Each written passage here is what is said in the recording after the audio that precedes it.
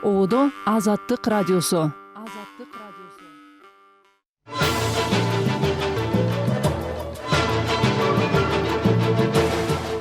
Саламатсызбы угарман, 22 март ишемби Азаттыктын кечки уктуруулары түзөбодо.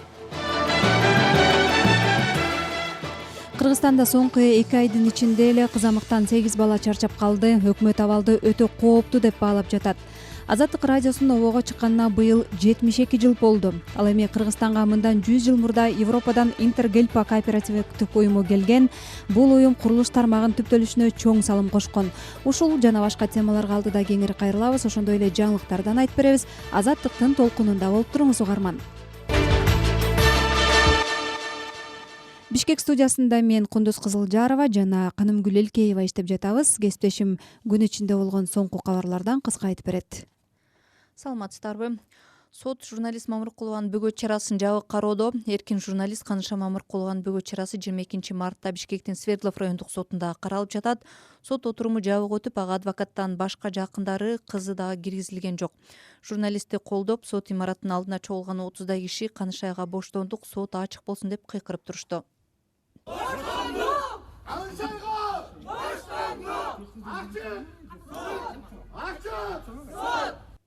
Сот кеңешүүгө кирип кетти. Эркин журналист жана активист Канышай Мамыркулованын үйүнөн милиция кармап кеткени 20 мартта белгилүү болгон. Жакындары милиция кызматкерлери анын үйүнө сатып алуучу катары барып күч менен алып кеткенин айтышкан.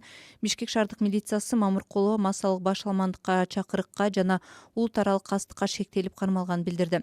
Ички иштер министрлиги соттук лингвистикалык экспертизанын корутундусу чыкканын кошумчалаган. Буга байланыштуу Кылмыш жаза кодексинин 278-беренесине ылайык массалык башаламандыктар боюнча иш козголуп, Мамыркулова Бишкек милициясынын убактылуу кармоо жайына камалганы кабарланган. Адвокат Нурбек Сыдыков Канышай Мамыркулова дагы бир берене боюнча айыпталып жатканын билдирди. Экспертизанын жыйынтыгына ылайык Кылмыш жаза кодексинин улут аралык кастыкты козутуу беренесинин негизинде да айыптагылары 21 мартта сурак алдында айтылган. Ушул эле күнү өлкөдө укук коргоочулар, активисттер, журналисттер өлкө жетекчилигине кайрылып, камакта кармоо Конституцияда кепилдик берилген сөз эркиндигине, адам укуктарына каршы келерин белгилешти. Анын үстүнө анын саламаттыгы абдан кооптуу абалда экени да айтылды. 49 жаштагы Мамыркулова Кыргызстанда эркин журналист жана жарандык активист катары белгилүү. Буга чейин Алиби гезитинде, Сентябрь телеканалында жана Говорит ТВ басылмасында башкы редакторлук милдетин аркалаган. АКШ президенти Дональд Трамп Украина боюнча ага атышпоо тууралуу келишими талкууланып жатканын кабарлап, анын алкагында жер бөлүштүрүү маселеси дагы ортого салынганын айтты. Бул тууралуу Трамп Ак үйдөгү басма сөз брифинг учурунда билдирди. Жакын арада ок атышууну толук токтотууга жетишебиз деп үмүттөнөм. Андан кийин келишим түзөбүз. Келишим азыр талкууланып жатат. Ага аймактарды бөлүү жана башкалар кирет, деди Трамп. Буга чейин АКШ президенти Украинада согушту токтотууга байланыштуу тынчтык келишиминин бир канча элементтери макулдашылганын жана Орусиянын президенти Владимир Путин менен жер жана электр станцияларды талкуулай турганын айткан. Орусиялык Коммерсант басылмасынын кабарчысы Андрей Колесниковдун жазганына караганда, Орусиянын өнөр жай жана ишкерлер бирлигинин жабык жыйынында Путин сүйлөшүүлөрдө буга чейин өзүнүн карамагына алган Крым, Севастополь, Луганск, Донецк республикаларын, Херсон жана Запорожье облустарынын Орусиянын аймагы деп таануу тууралуу сөз болуп жатканын билдирген. Колесниковдун булактарынын айтымында, мындай жагдайда Москва, Одесса жана азыр Украинага таандык болгон башка аймактарга доомат койбойт. 23 мартта Украинадагы ок атышууну токтотуу маселеси боюнча сүйлөшүүлөрдүн кезектеги айланпасы Жидда шаарында өтөт. Америка президентинин атайын чабарманы Стив Уитков эгер Украинада ок атышпоо келишими түзүлсө, Орусияга каршы санкциялар жеңилдей турганын айткан. Bloomberg агенттиги Путин АКШ президентинин атайын чабарманы менен жолугушууда согушту токтотуунун шарты катары Украинага курал жарак жеткирүүнү токтотууну атаганын кабарлаган. Түркияда Стамбулдун мэри Экрем Имамоглунун камакка алынышына каршы нааразылык уланды. BBC маалымдагандай, 22 мартка караган түнү дагы 100 миңдеген киши көчөгө чыгып, Имамоглуну жана аны менен кошо кармалган 100гө жакын саясатчыны, журналистти жана ишкерди эркиндикке чыгарууну талап кылышты. Өлкө президенти Режеп Тайып Эрдоган өкмөт вандализмге жана көчө терроруна багынып бербей турганын, коомдук тартиптин бузулушуна жол берилбесин айтты. Имамоглуга жемкорлук жана террордук топторго көмөктөшүү тууралуу айыпталып, ал 18 мартта кармалган. 54 жаштагы Экрем Имамоглу Стамбулдун мэрлигине экинчи жолу былтыр шайланган. Ал президент Эрдогандын башкы атаандашы болгон оппозициячыл саясатчы. Имамоглу 2027-жылы өтчү кийинки президенттик шайлоого оппозициянын атынан катышаарын жарыялап, тарапташтары менен жолугушууларды уюштуруп келген. 17 мартта Имамоглунун Стамбул университетин аяктаганы тууралуу диплому жараксыз деп табылганы кабарланган. Түрк мыйзамдарына ылайык өлкө президенттигине жогорку билими бар адам гана талапкер боло алат. Нааразылык акциялары Анкарада, Измирде дагы өттү. Айрым жерлерде полиция менен кагылышуу болду. Бириккен Улуттар уюмунун Балдар фонду Ооганстандын талиптер башкарган өкмөтүн кыздардын башталгыч мектептен кийинки билим алуусун улантууга тыюу салган чечимин тез арада жокко чыгарууга чакырды. Фонддун 21 марттагы билдирүүсүндө эгер мындай чектөө улана берсе, келерки 5 жылда Ооганстанда 4 миллион кыз билим алуу укугунан ажырай турган белгиленди. Фонддун аткаруучу директору Кетрин Рассел ооган кыздарынын окуп, орто билим алуу укугунан ажырашы менен миллиондогон кыздын келечегине балта чабылып жатканын, мунун кесипети кыйроого барабар болоорун эскертти. Талиптер кыздардын 6-класстан кийинки билим алуусу шариятка каршы келет деп эсептешет. Кыргызстандын тышкы иштер министрлиги Вьетнамда оор абалда табылган айтылган кыргызстандыкка байланыштуу маалымат таратты. Мекеме 22 мартта билдиргенине караганда 19 мартта 50 жаштагы С.А. аттуу Кыргызстандын жараны Нячанг шаарындагы мейманканалардын биринен эс учун жоготкон абалда табылып, ооруканага жеткирилген. Денесинде олуттуу жаракаттар бар экени аныкталган. Тышкы иштер министрлиги кыргызстандыктын абалы туруксуз экенин белгилеп, Хошимин шаарындагы медициналык мекемеге көчүрүү мүмкүнчүлүгү каралып жатканын кабарлады. Кыргызстандын Түштүк Кореядагы элчилиги жергиликтүү органдар менен тыгыз кызматташып, жабыркаган жаранга керектүү жардамды көрсөтүп жатат жана жакында жүргөн Кыргызстандын жарандары менен тыгыз байланышта болууда деп жазылган маалыматта. Тышкы саясат мекемеси бул маселе алардын жана элчиликтин тыкыр көзөмөлүндө экенин белгилеген.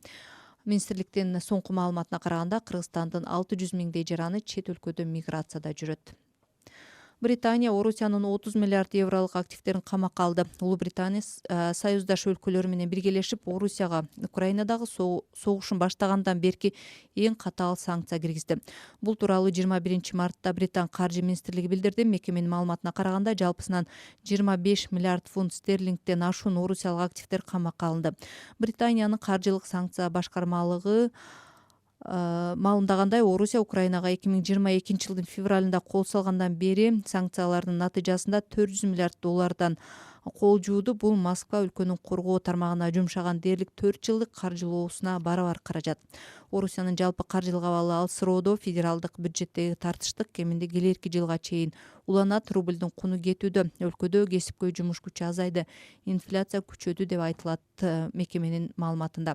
Deutsche Welle басылмасы белгилегендей, Орусиянын Украинага толук масштабдуу кол салуусунан бери батыш өлкөлөрү анын жалпысынан 280 миллиард евролук активтерин камакка алып коюшту. Анын көпчүлүк бөлүгү Европа биримдигинин аймагында сакталууда. Чоң рахмат сизге, Канымгүл. Күн ичинде болгон окуялардан кесиптешим Канымгүл Элкеева айтып берди. Бүгүн Азаттыкта программасында көрсөңүз болот YouTube каналыбыздан. Ошондой эле Азаттык уйналгысы деп биздин тиркемебизди чөндүк телефонуңузга көчүрүп алсаңыз, күн өтүүдө жаңылыктардан, баяндардан, подкасттардан кабардар болуп турасыз. Окуңуз, угуңуз жана социалдык тармактарда бөлүшүп турганды унутпаңыз. Азаттыктан подкаст угуңуз. Табият менен аяр мамиледе болуп, өзүбүз жашаган аймактын экосистемасына кам көрүп, туруктуу өнүгүүгө кантип салым кошобуз? Жерене подкастында экологиялык маселелерди адистер менен талдайбыз. Биздин подкасттарды azattik.org сайтынан, Apple жана Google подкаст аянтчаларынан, YouTube'дан уксаңыз болот. Кыргызстанда болуп жаткан окуялардан айтабыз. Кыргызстанда соңку 2 айдын ичинде эле кызамыктан 8 бала чарчап калды. Саламаттык сактоо министрлиги учурда 4000ден ашык киши дарыланып жатканын тактады. Дарыгерлер кызамыктан коргонуунун натыйжалуу жолу эмдөө экенин эскертүүдө. Өкмөт азыркы кырдаалды кооптуу деп баалап, эмдөө чараларын күчөтүү тапшырмасын берген. Кыргызстанда кызамык сыяктуу ооруларга каршы эмдөө жүрөт, бирок диний жана башка көз караштардан улам эмдетүүдөн баш тарткандардын саны жыл өткөн сайын арбып барат. Ал тапта Дүйнөлүк саламаттыкты сактоо уюму кызамык Европада 25 жылдагы эң жогорку көрсөткүчкө чыкканын эскертти. Буга эмдөөдөн баш тартуу себеп болгонун белгиледи. Кабарчыбыз Мирлан Кадыров кызамыкка байланышкан кырдаал тууралуу кеңири айтып берет. Жыл башынан бери Кыргызстанда кызамыктан 8 бала чарчап калды. Иммунопрофилактика боюнча республикалык борбордун дарыгери Гүлзада Даданова чарчап калган балдардын 6-1 жашка чыга элек ымыркайлар, 2 жаштагы наристелер экенин билдирди. Учурда баш кала Бишкекте кызамык жуузгандардын саны көп катталууда. Дарыгерлер 2,5 миңден ашык оорууну каттоого алган. Жалпы өлкө боюнча ооруканада жаткан же үйүндө дарыланып жаткандардын саны 4055ке жетти. Иммунопрофилактика боюнча республикалык борбордун дарыгери Гүлзада Даданова мындай деди. Ооруга чалдыккандардын 95% бул вакцина албагандар. Ал эми 5% болсо алар эмдөөдөн өткөндөр. Календар боюнча 1 жашта и 2 жашта болот. Бул жерде 1 жашка чейинки балдардын арасынан. Анын чындыгында келгенде 1 жашка чейинки балдар арасынан оору катталганда алар өтө оор көтөрүшөт. Көбүнчөсү кабылдоолорго учурайт. Абал оор, себеби былтыр 1 жылдын эсебинде бизде 5 учур катталганда, ал эми быйыл уже 2 айдын ичинде ушинтип 8 учур катталып атат. Негизи бул кызамыктын алдын ала турган бир гана вакцинация да. 19 мартта саламаттык сактоо министри Эркин Чечейбаев бардык аймактарда кызамык көбөйүп жатканына байланыштуу кыргызстандыктарга кайрылуу жасады. Министр бул өлүмгө алып келиши мүмкүн болгон кооптуу илдет экенин айтып, андан коргонуунун натыйжалуу жолу эмдөө экенин белгилеген. Бул кооптуу илдет. Ал олуттуу көйгөйлөргө жана өлүмгө чейин алып келиши мүмкүн. Бирок бизде андан коргонуунун натыйжалуу каражаты, эмдөө бар. Эмдөө коопсуз жана ал бүткүл дүйнөдө өзүнүн натыйжалуулугун далилдеген. Эмдөө менен биз балдарыбыздын ден соолугун сактап, алардын бактылуу адам болуп чоңоюшуна шарт түзө алабыз. Кызамыктан эмдөө адатта бала 1 жашка толгондо жана 2 жашка чыкканда жасалат. Кошумча эмдөө 9 айлык ымыркайдан тартып 7 жашка чейинки балдарга үй бүлөлүк дарыгерлер борборунда акысыз жүргүзүлөт. Дарыгерлердин айтымында кызамыкка байланыштуу кырдаалдын курчушу эмдөөдөн баш тартуунун түздөн түз кесепети. Саламаттык сактоо министрлиги 2016-жылдан тарта вакцинадан баш тартып, тилкат жазып бергендердин эсебин каттай баштаган. Адистер белгилегендей 2012-жылдан тарта эмдөөдөн баш тартуу күчөдү. 2014-2015 жылдары кызамыкка кабылган 17 миң учур катталып, адистер үймөй кыдырып, кызамык тууралуу элге маалымат берүүгө аргасыз болгон. Бирок андан кийин деле бекер вакцина алуудан баш тарткандардын саны кыскарган эмес. 2017-жылдын 11 айында 7000 киши вакцинадан баш тартса, сандар улам өсүп отуруп, 2023-жылы 22 миң киши балдарын эмдөөдөн баш тартып тилкат жазып берген. 2024-жылы 19.760 ата-эне баласын эмдетүүдөн баш тарткан. Алардын 9,5 миңден ашыгы Бишкек шаарынын тургундары. Өткөн аптада министрлер кабинетинин төрагасынын орун басары Эдил Байсалов кызамыкка байланышкан кырдаал боюнча жыйын өткөрүп, эмдөөгө байланыштуу чараларды күчөтүү тапшырмасын берди. Бардык аймакта кызамык эпидемиясынын кескин өсүп жатканы байкалат. Өлкөдө өтө кооптуу кырдаал болуп турат. Былтыр 1 жыл ичинде 6 өлүм катталса, быйыл январь жана февраль айында эле 8 бала көз жумду. Бул жол берилгис. Ар бир райондук жетекчи кырдаалды өз көзөмөлүнө алышы керек. Биз эмдөө боюнча чараларды күчөтүшүбүз шарт. Сөз биздин балдарыбыздын ден соолугу жана өмүрү жөнүндө болуп жатат. Иммунопрофилактика боюнча республикалык борбор өткөргөн сурамжылоодо вакцина албайм деп кат жүзүндө баш тарткандардын 45% өз чечимин диний көз карашы менен түшүндүргөн. Дагы 41% кызамык же башка жугуштуу ооруларга каршы жасалчу дарыдан күмөн санарын айткан.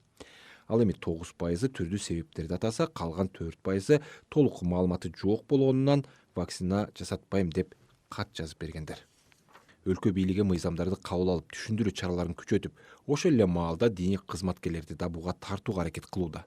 Муфтияттын өкүлү Бактияр Токтогазы уулу диний көз караштан алганда деле ар бир адам өз ден соолугуна жооптуу экенин жана өзгөчө ата-энелер балдарынын саламаттыгы үчүн жоопкер экендигин айтууда.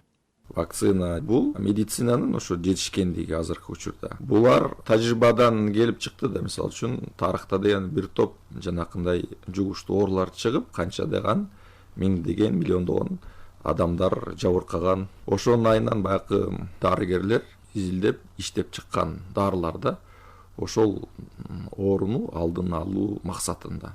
Ошондуктан ар бириңер балдарыңарга жакшы карагыла. Ал тапта дүйнөлүк саламаттыкты сактоо уюму кызамык Европада 25 жылдагы эң жогорку көрсөткүчкө жеткенин билдирди. Буга эмдөөгө ишенбеген көз караштардын күчөшү себеп экенин айтты. Кыргызстанда вакцина алып, саламаттыгы начарлап же майып болуп калган учурлар жок дейт дарыгерлер. Сотко кайрылып, вакцинанын таасиринен улам балам жапа чегип калды дегендер да болгон эмес. Ошентсе да диний көз караштан жана вакцинага ишенбегенден улам баш тарткандардын саны жылдан жылга көбөйүп кеткени жугуштуу ооруларга байланышкан кырдаалды оорлоштурууда дейт адистер. Мирлан Кадыров, Кундуз Кызылжарова, Азаттык.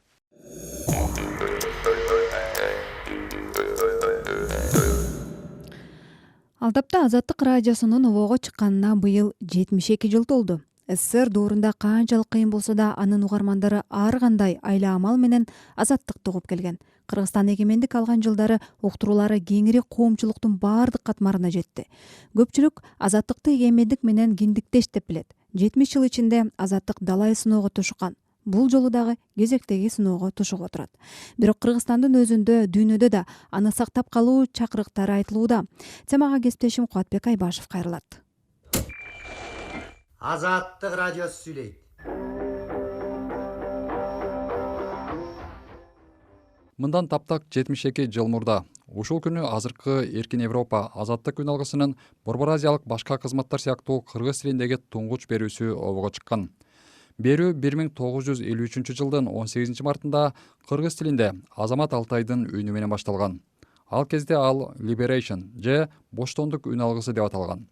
Үн алгынын Кыргызстандагы алгачкы кабарчысы Кадыралы Коңкобаев өз ишмердигин мындайча эскерет. Азаттык радиосунун расмий эмес кабарчысы болуп 1989 жылдын октябрь айынан 1991 жылдын апрель айынын баштарына чейин иштедим. Аты көзгө келип айтып түшүндүрүп келемиз, жакын айтып түшүндүрүп, бизге жардам бериңиз. Кыргызстан жөнүндөгү так маалыматтарды берсеңиз эле болду. Сизге эч кандай идеологиялык деңгээлде мындай жумуштар жөнүндө суроо салбайбыз деп айтышкан. А мен чынында эле перестройка гласности болуп калган учурда Кыргызстандагы болгон өзгөрүүлөрдү, элдин ичиндеги жаңылыктарды, элдин ичиндеги мыкты адамдар, маданияттын мыкты үлгүлөрү, окумуштуулар жөнүндө ошолордун ичинде Турдакын Усубалиев аксакал куугун тутта калып, азыркы Алык Осмон китепканасында 2 бөлмөдө отуруп калган экен. Ошол кишиден интервью алып, 2-4 жолу ал кишинин интервьюларын Кыргызга жасаган иштери жөнүндө так маалыматтарды берип, анан кийин Кадыркул Какчыкеев деген Кыргызстандын Москвадагы өкүлү ал киши Искак Разаков жөнүндө айткандарын радио аркылуу берип турган. 72 жылда азаттыкты Азамат Алтай, Төлөмүш Жакып уулу, Аким Өзгөн баштаган Кыргызстандагы илимий, маданий интеллигенциянын чыгыган өкүлдөрү иштеп, бир нече муун журналисттер эмгектенди. Алгачкы жолу 1953 жылы Темир көшүк артында обого чыккан азаттык күн алгысы ал кезде кылычы катуу репрессивдүү коммунисттик режимдерден далай куугунтук көргөн. Андан кийинки эгемендик жылдары элдин башына түшкөн окуялардын капшабы үн алгыны да кыйгап өткөн жок. Кыйынчылыктар Аскар Акаев, Курманбек Бакиев, Алмазбек Атамбаев, Сооронбай Жээнбеков азыркы бийлик тушунда да болуп келген. Азаттыктын берүүлөрү радио, телеканалдар тарабынан токтотулуп, элге жетпей, сотторго чакырып алып, Бишкектеги бюросу жабылып калышы мүмкүн деген кооптуу кырдаал буга чейин далай жолу башынан өттү. Эгемен Кыргызстандын жетекчилеринин бири Акаев кезинде вице-президент, Бакиев тушунда премьер-министр, андан кийин депутат болуп эмгектенген Феликс Кулов азаттык өз угармандарын ар дайым объективдүү маалыматтар менен камсыздап келгенин, анысы үчүн бийликтер тарабынан куугунтук жеп келгенин айтат. То время, когда только начиналась эпоха нашей независимости, биздин эгемендик доорубуз эми гана башталып келаткан мезгилде азаттык үн алгысы бүткүл калк зор ынтага менен уккан эң башкы үн алгы болуп турган. Ошондуктан биздеги эгемендик этабында өткөн процесстердеги азаттыктын эмгеги талашсыз жогору. Муну эч ойлонбой туруп моюнга алыш керек. Үн алгыга Акаев тарабынан да, Бакиев тарабынан да андан кийин кысымчылыктар болуп келди. Менимче азаттык мыйзамды бузгусу келген жетекчилердин чыныгы жүзүн ачып берүүдө өз милдетин аткарды. Бирок мен түз айта алам, азаттык эч качан эч бир берүүсүн жасалма даярдаган жок. Алар дайыма фактыга жана конкреттүү күбөлөрдүн билдирүүлөрүнө гана негизденип жасап келишет. Бул объективдүү маалыматтар эле. Конкретных лиц. То есть это была объективная информация. Оодо Азаттык радиосу. Азаттык радиосу. 70 жыл аша күрдөөлүү иштеп келген Азаттык учурда дагы бир татаал сыноого туш болуп турат. Америка Кошмо Штаттарынын жаңы шайланган президенти Дональд Трамптын администрациясы дүйнөлүк медиа боюнча агенттиктин функцияларын эң минимумга чейин кыскартуу чечимин кабыл алды. Агенттикке караган бир катар эл аралык медиа уюмду каржылоо келишимин токтотору жарыяланды. Алардын арасында Кыргызстандагы Азаттык үн алгысы да бар. Эркин Европа Азаттык радиосунун президенти Стив Капус буга байланыштуу билдирүүсүндө гранттык келишимди токтотуу Американын душмандарына чоң белек болмоктугун жарыялады. Иран, Кытай, Москва, Минскидеги автократ лидерлер 75 жылдыгын белгилөө алдында турган Эркин Европа Азаттык радиосунун жабылышын чын дилинен майрамдашмак. Американын душмандарынын жеңиши аларды күчтөндүрүп, Кошмо Штаттарды алсыздандырат деп айтылган билдирүүдө. Бул тушта Трамптын Азаттык үн алгысы боюнча позициясына Кыргызстандын президенти Садыр Жапаровдун көз карашы да үндөшүп турат. Кыргыз президенти Кабар маалымат агенттигине атайын маек куруп, Трамп менен Масктын ал чечимдерин толугу менен колдой турганын билдирген. Бул арада Европада Эркин Европа Азаттык үн алгысынын жабылып калуу коркунучун кабатырлануу менен талкуулап жатат. Кыргыз коомчулугунда да үн алгынын алдындагы тобокелдиктер кызуу талкуунун темасы болуп турат. Саясатталуучу Айбек Теңизбай Азаттыктын эгемен Кыргызстандын демократиялык нукта өнүгүшүнө опол тоодой салым кошконун айтат. Ал учурда үн алгынын алдында турган тобокелдик жалпы кыргызстандыктардын эркиндик маселесин өзүндө камтып турганын белгилейт. Башка өлкөлөрдө Азаттык радиосунун ишмердүүлүгү эффективдүү болбогондой сезилет мен үчүн.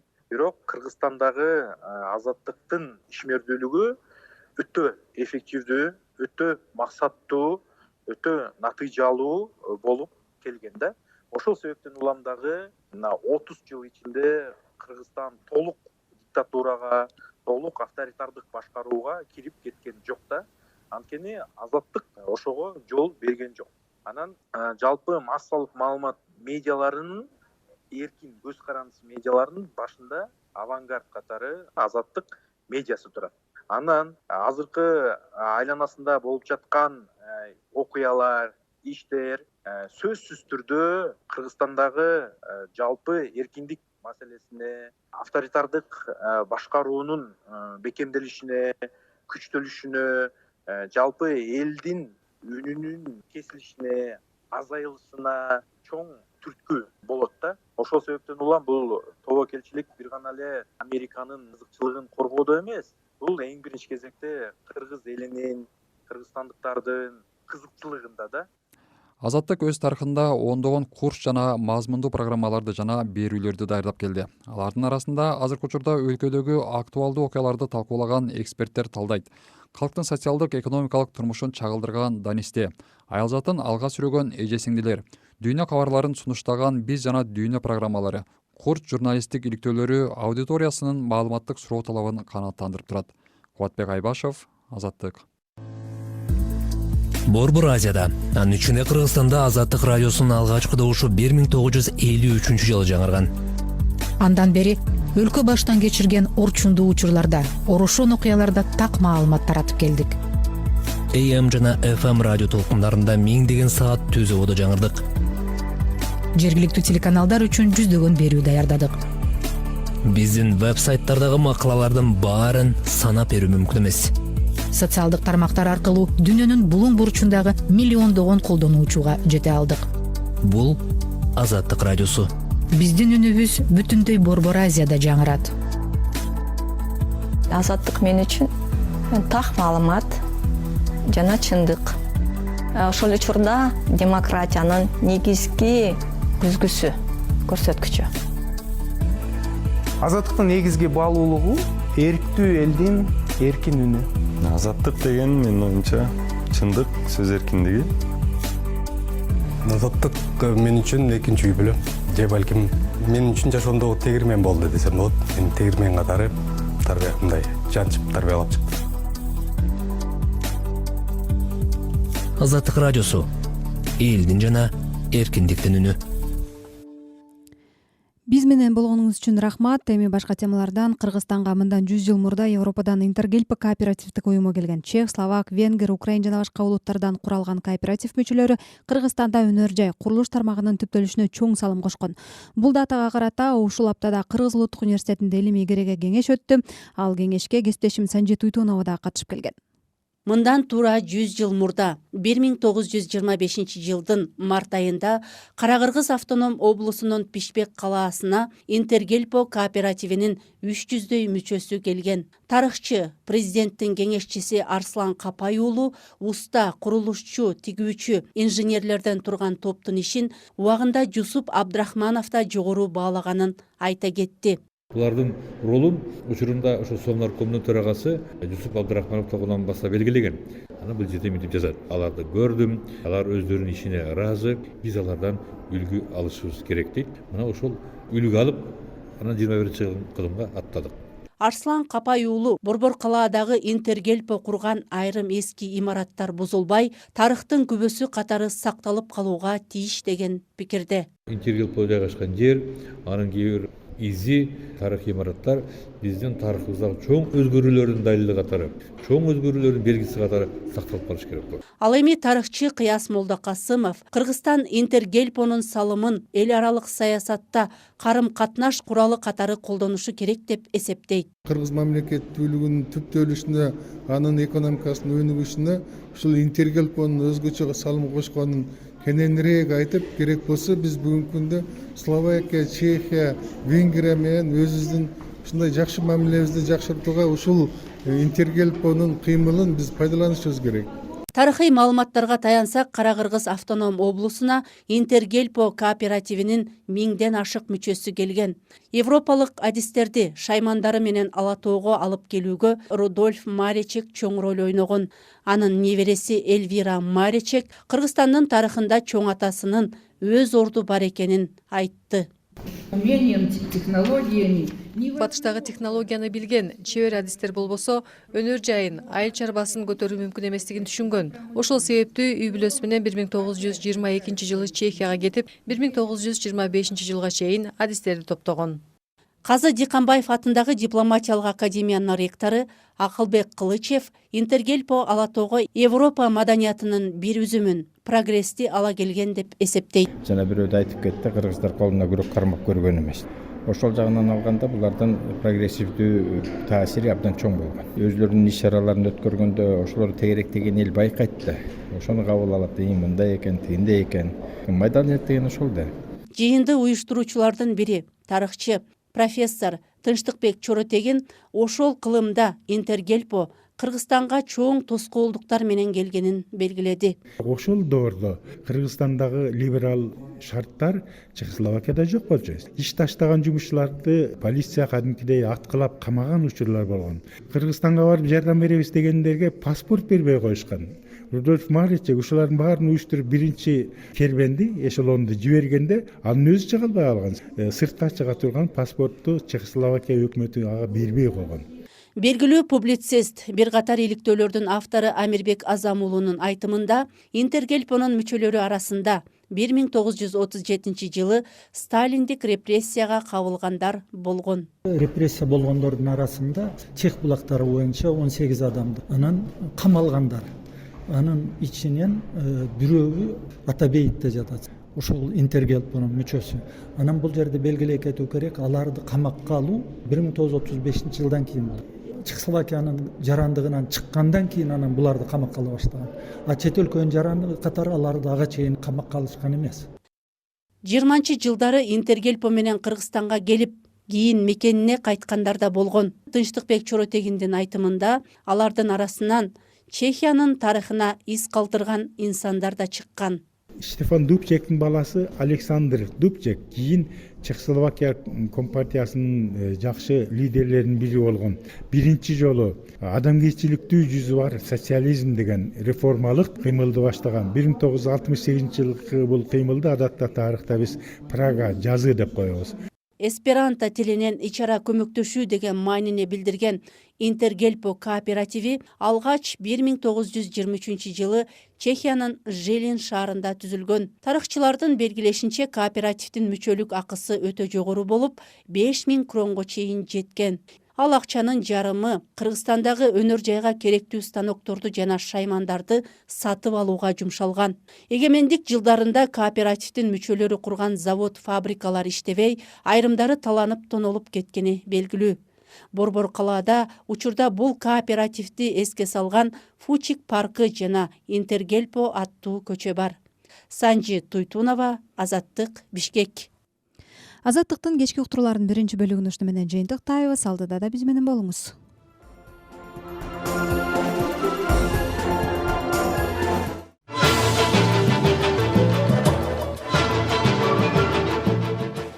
Арыбаңыз, Азаттыктын угарманы, 22 марттагы кечки уктурууларыбыздын экинчи бөлүгүн баштайбыз.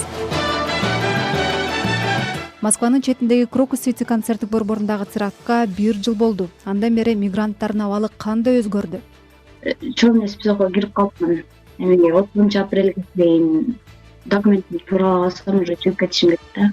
Болгону 35 жыл өмүр сүрүп, бирок өлбөсүз калтырып кеткен Алыкул Осмоновдун тагдыры чыгармачылыгы тууралуу Алыкул таануучу публицист Мундузбек Нимтемешев менен Сыябан маек курабыз. Азаттыктын Бишкек студиясында мен Кундуз Кызылжарова жана Канымгүл Элкеева иштеп жатабыз. Кесиптешим күн ичинде болгон окуялардан кыска айтып берет. Сот журналист Мамыркулованын бөгөт чарасын жабык кароодо. Эркин журналист Канышай Мамыркулованын бөгөт чарасын 22 мартта Бишкектин Свердлов райондук соту карап жатат. Сот отуруму жабык өтүп, ага адвокаттан башка жакындары, кызы дагы киргизилген жок. Журналистти колдоп, сот имаратынын алдына чогулган 30 киши Канышайга боштондук, сот ачык болсун деп кыйкырып турушту.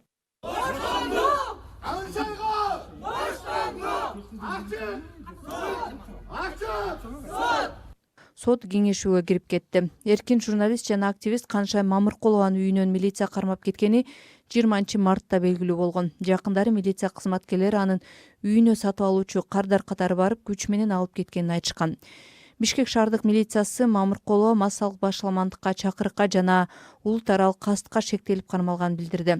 Ички иштер министрлиги соттук лингвистикалык экспертизанын корутундусу чыкканын кошумчалаган. Буга байланыштуу кылмыш жаза кодексинин массалык башаламандыктар боюнча иш козголуп, Мамыркулова Бишкек милициясынын убактылуу кармоо жайына кармалганы кабарланган.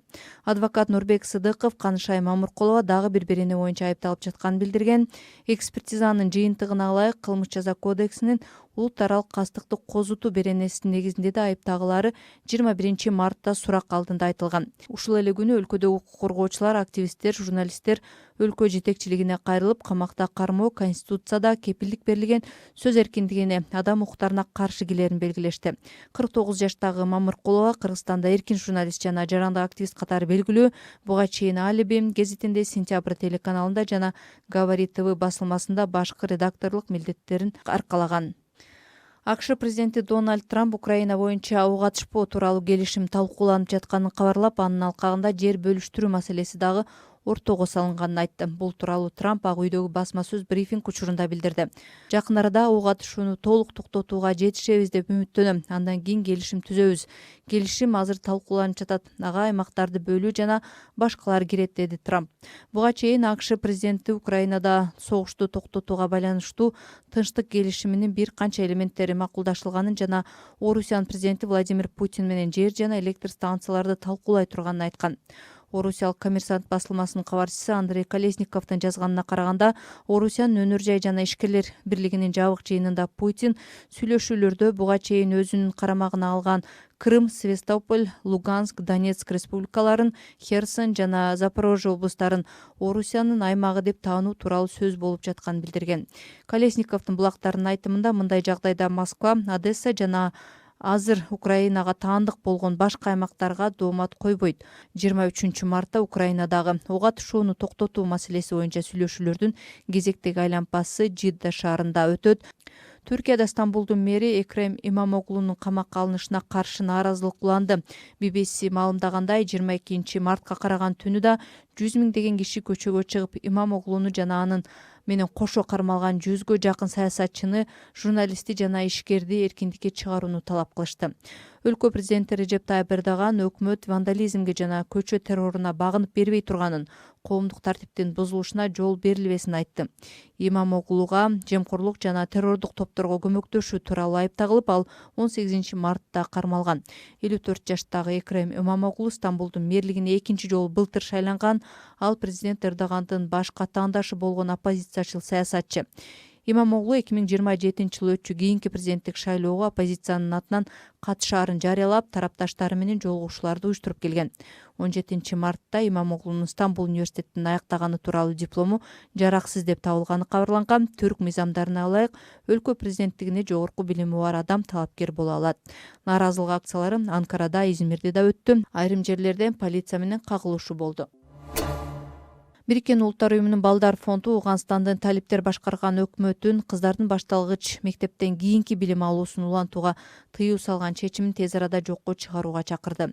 Фонддун 21 марттагы билдирүүсүндө эгер мындай чектөө улана бере турган болсо, келерки 5 жылда Ооганстанда 4 миллион кыз билим алуу укугунан ажырай турган белгиленди. Фонддун аткаруучу директору Кетрин Рассел ооган кыздарынын окуп, орто билим алуу укугунан ажырашы менен миллиондогон кыздын келечегине балта чабылып жатканын, мунун кесепети кыйроого барабар болоорун эскертти. Талиптер кыздардын 6-класстан кийинки билим алуусу шариятка каршы келет деп эсептешет. Рассел Ооганстан кыздардын орто жана жогорку билим алуусун чектеген дүйнөдөгү жалгыз өлкө экенин, мунун айынан саламаттык сактоо, экономика тармактары жана жалпы эле улут келечеги өтө чоң зыян тартаарын айтты. Кыргызстандын тышкы иштер министрлиги Вьетнамда оор абалда табылганы айтылган кыргызстандыкка байланыштуу маалымат таратты. Мекеме 22 мартта билдиргенине караганда, 19 мартта 50 жаштагы С.А. аттуу Кыргызстандын жараны Ничанг шаарындагы мейманканалардын биринен эс учун жоготкон абалда табылып, ооруканага жеткирилген. Денесинде олуттуу жаракаттар бар экени аныкталган. Министрлик кыргызстандыктын абалы туруксуз экенин белгилеп, Хошимин шаарындагы медициналык мекемеге көчүрүү мүмкүнчүлүгү каралып жатканын кабарлады. Тышкы саясат мекемеси бул маселе алардын жана элчиликтин көзөмөлүндө экенин белгилеген. Кыргызстанда акын Алыкул Осмоновдун 110 жылдыгы белгиленүүдө. Кыргызстандык поэзия көрмандары улуттук адабияттын классик акын Алыкул Осмоновдун туулган күнүн белгилеп жатышат. 20 мартта башталган эскерүү иш-чаралары 28 мартка чейин уланат. Бул 10 күндүктүн алкагында 25 мартта Алыкул Осмонов атындагы адабий сыйлыктын лауреаттары, акын жазуучулар менен студенттердин катышуучулары тегерек стол, 28 мартта акындын өмүрү жана чыгармачылыгына арналган поэзия кечеси өткөрүлөт. Ошондой эле жыл соңуна чейин республикада ар кандай иш-чаралар уюштурулат. Эл аралык Түрксой уюму 2025 жылын Алыкулду эскерүү жылы деп жарыялаган. Алыкул Осмонов 1915 жылы 21 мартта жарык дүйнөгө келип, 50 жылы 12 декабрда 35 жашында жарык дүйнөдөн өткөн. Рахмат, Канымгүл. Соңку кабарлардан Канымгүл Элкеевадан уктук. Башка да жаңылыктарды Азаттыктын сайтынан кирип окуй аласыз. Же болбосо социалдык тармактардагы Азаттыктын баракчаларына баш багып туруңуз. Анда да биз жаңылык, макала баяндарды улам жаңыртып чыгарып турабыз.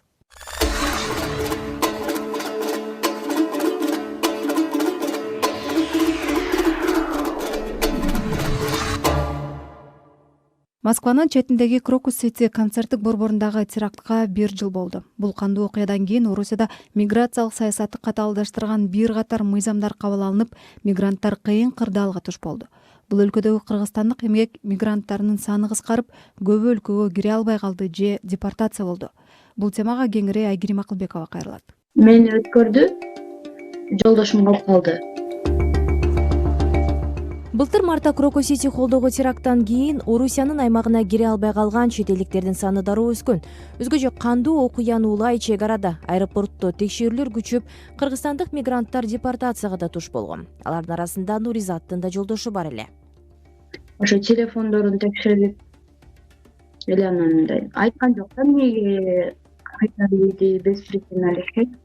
Кагазда берген жок, причинасын да айткан жок, сен мындай болдуң деп. 3 күн жатты эмеде аэропортто. Ошол бойдон келе албай калды. Анан машина менен келип көрдү. Машина менен келсе дагы бул жака кирипсиң, кайра чыкканы жок да ошо. Эмнеге депорт болду билбей жатабыз. Крокустан кийин көп адамдар ошо депорт болуп кетип атышат го. Нуризаттын жолдошу депортация болгонуна жарым жылдан ашты. Келин кош бойлуу, айы күнү жакындап калган айтат. Ал жөлөк пулдан улам Орусиядан кете албай жүргөнүн кошумчалады. Биз өзүбүз жакта көп жылдан бери иштейт болчукпуз. Бардыгы эле официальный иштейт. Трудовойдогу окуулору деле нормальный, баары эле нормальный болчу. Менин боюмда да бар болчу, төрөйт болчумун. Анан бул жактан декретный алып, пособие алмакмын да.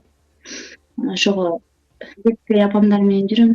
ата-энем да ушул жакта жылдан бери эмгектенип, ошо азыр мындай реестр деп чоң эмес списокко кирип калыпмын. Эми 30 апрелге чейин документимди туураласам уже чыгып кетишим керек да.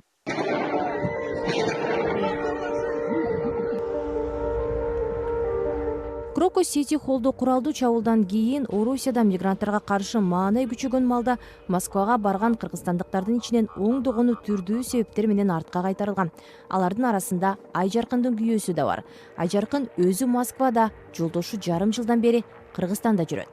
Башка выход жок да. Бул жакта Москвада өтө көп. Мындай аял бул жакта калып кеткен, жолдошу ал жакта или наоборот өтө көп. Өзүм кетмекмин баягы ошол кредитте. Ошонун айынан 2 балам бул жакта камалып, 2 кызым ал жакта ошентип, короче, бир семья чачылып кетти. Мындай кандачы. Төлөшүм керек. Эми Кыргызстанга барганда эле азыр эчтеке жок, андан көрө иш болуп атканда иштей берели. Айжаркындын жолдошу бир нече жылдан бери Москвада такси кызматында иштеп келген. Аялдын айтымында күйөөсүнө болгон басым жана тынымсыз текшерүүлөр былтыр Крокустагы теракттан кийин күчөгөн. Жолдошум мындай эми боюнча деле эмес, документ боюнча деле эмес, бул мындай внешний вид Москва территориясынан жүргөнгө туура келбейт деп. Бул деген октябрда ошо кирди чыкты болом деп, сентябрь айында, то есть Казакстанга кирип чыкканда буну кайра обратно Россия территориясына киргизбей койду да. Сакалы бар болчу, ошол 5 бал намаз окуйт эле, анан жана биздин Чубак ажы, Максат ажылардын сабактарын ар дайым көрчү да.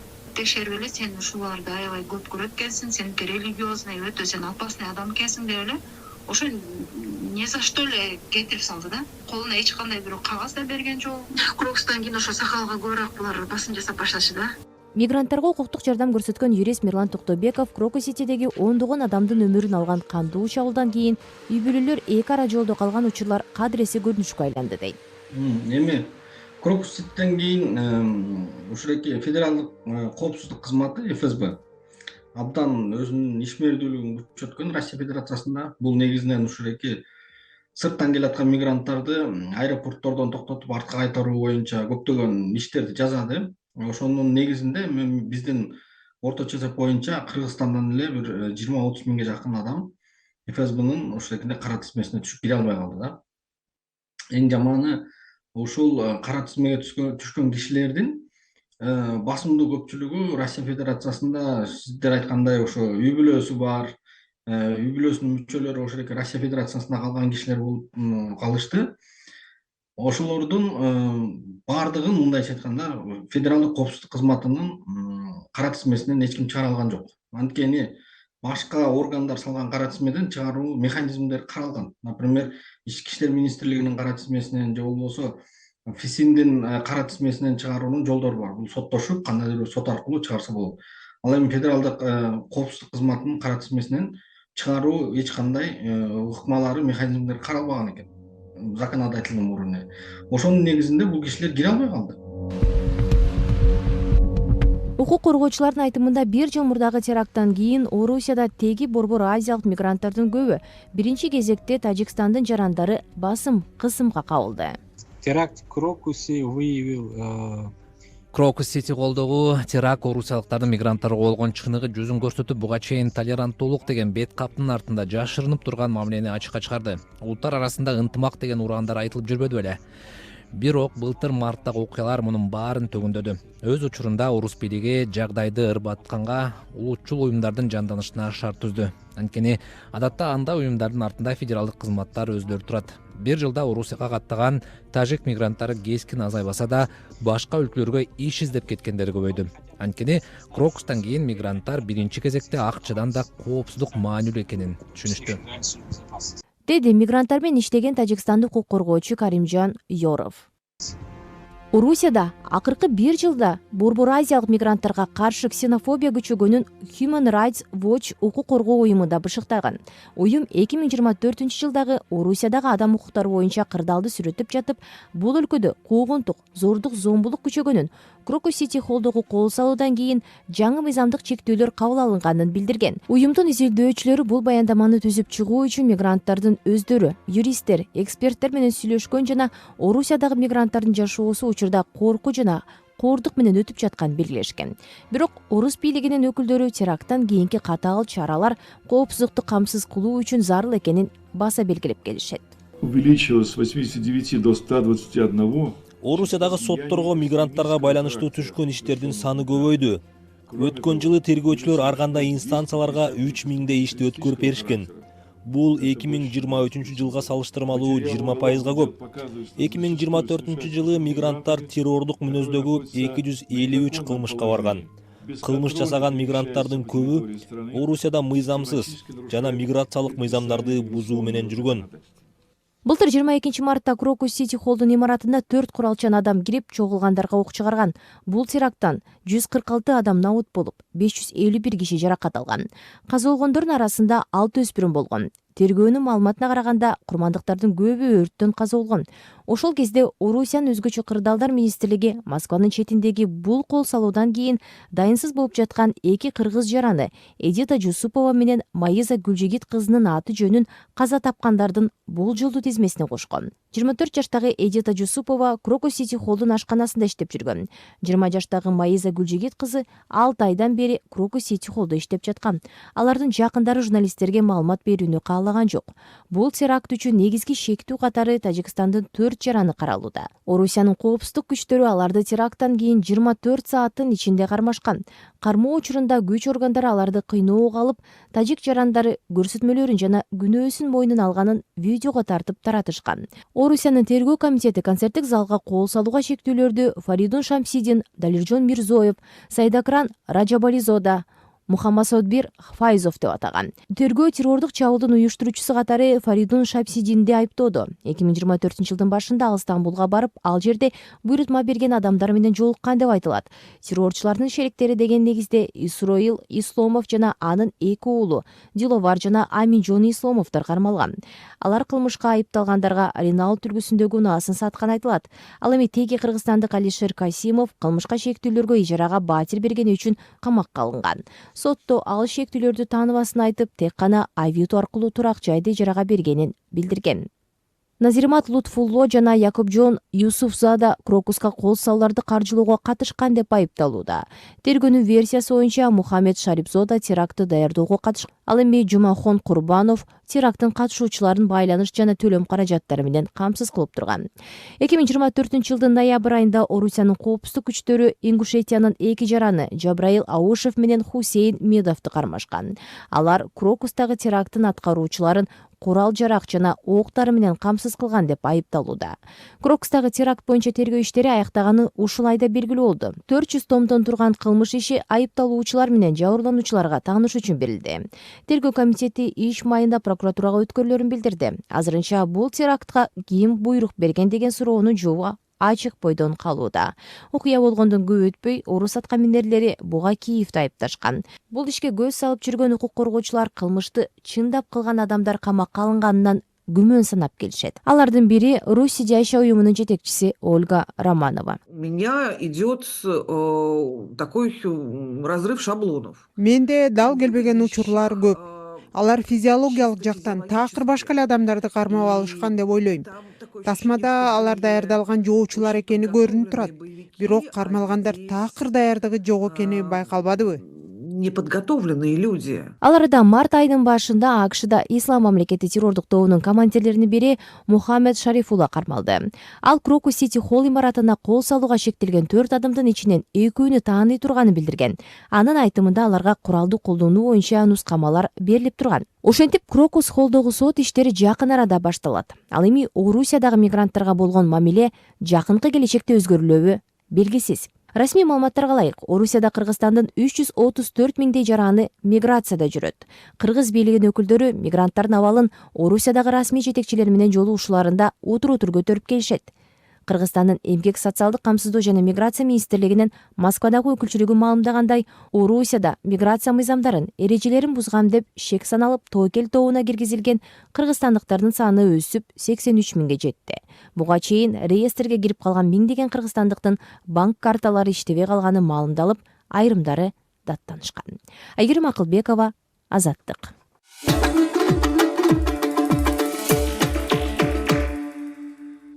Улуу классик акын Алык Осмоновдун дүйнөдөн өткөнүнө 74 жылдан ашты.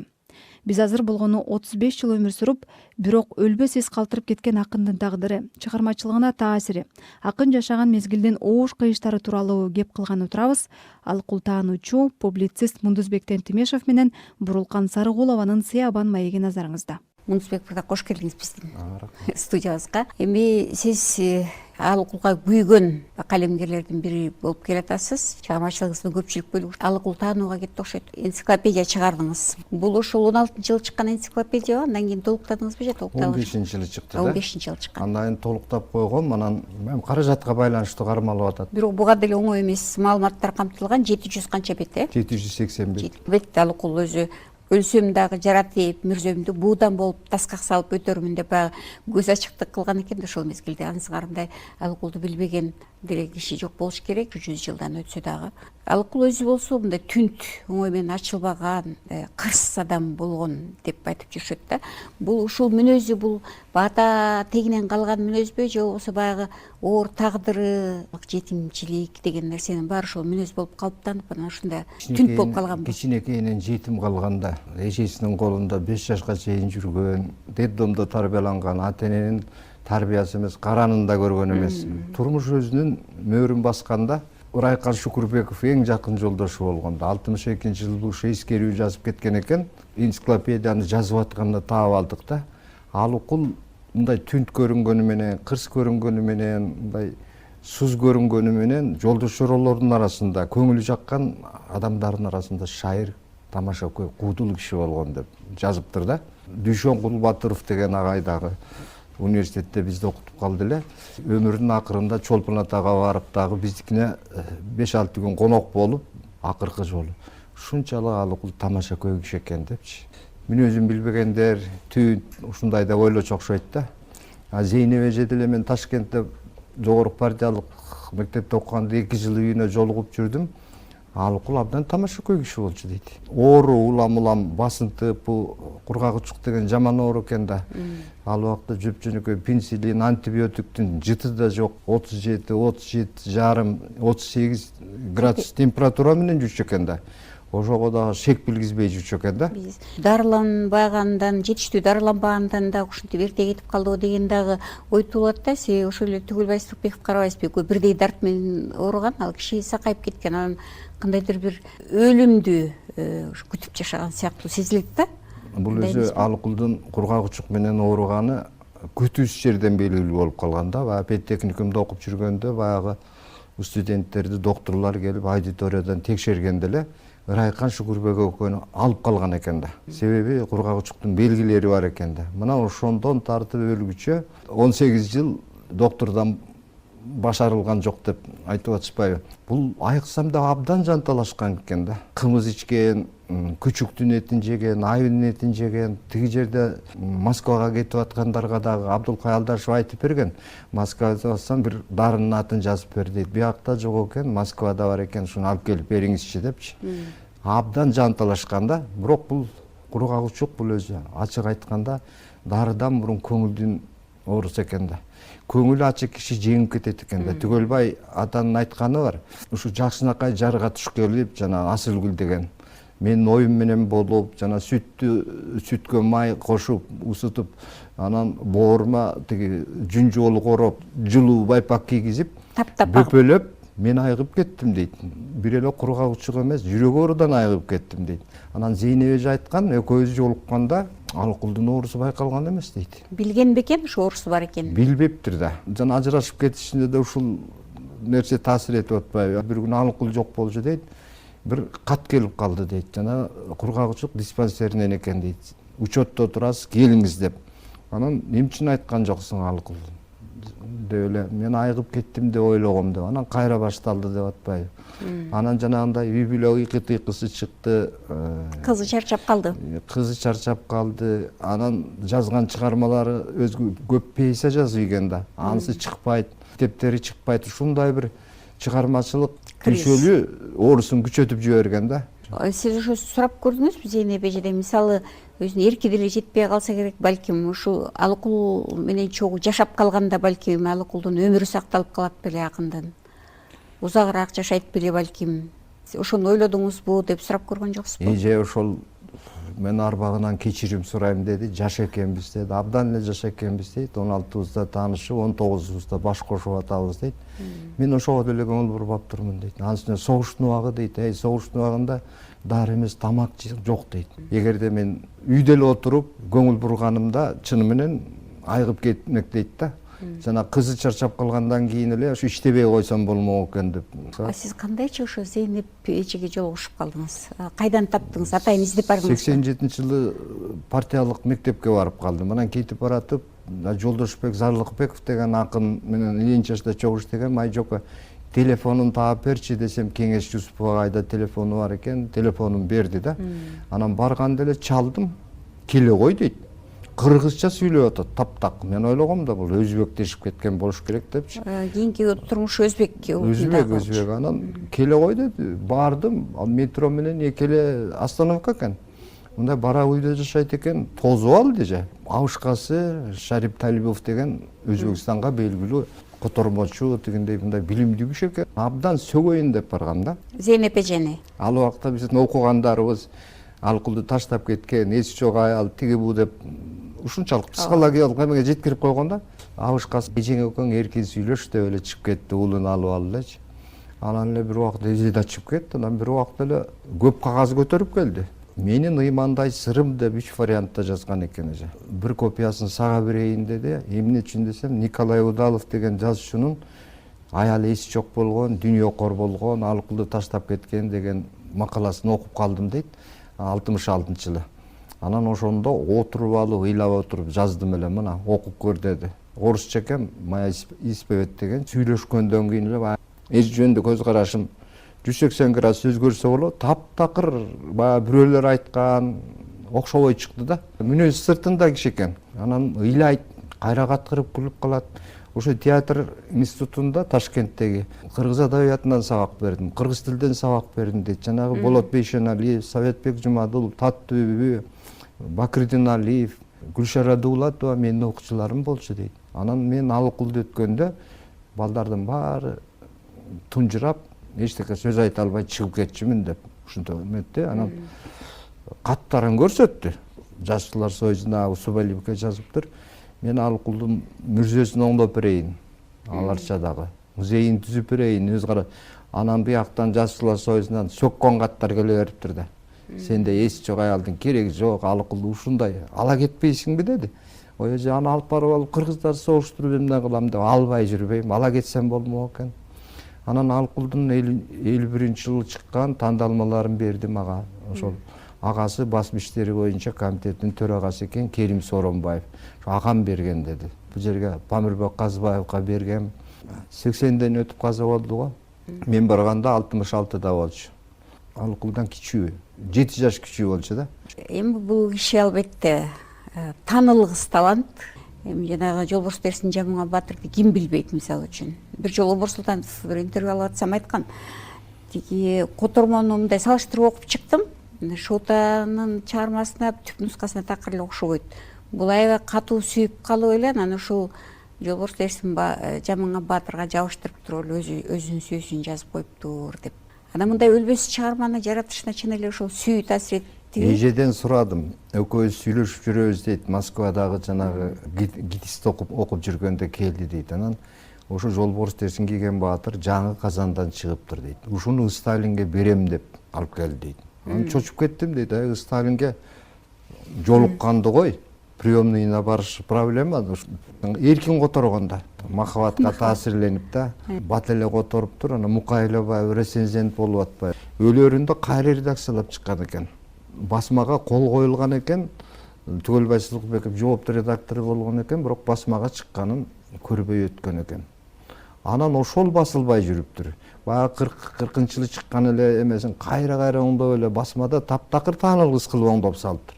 Молдо, динге байланышкан нерсенин баарын кыскарткан. Анан биз ошо Алкулдун өлөрүндөгү варианттын кайра калыбына келтирдик. Азыр кайра чыгарыптыр Памирбек Казбаев. Жолборс Терсин кийген Баатыр деп жазган Алкул. Анан кийин Жолборс Терсин Баатыр деп чыгарып. Алкулду оңдоого кимдин акысы бар? Ырайкан Шүкүрбеков дос айткан, Алкулдун үтүрүн оңдогонго да эч кимдин акысы жок деп.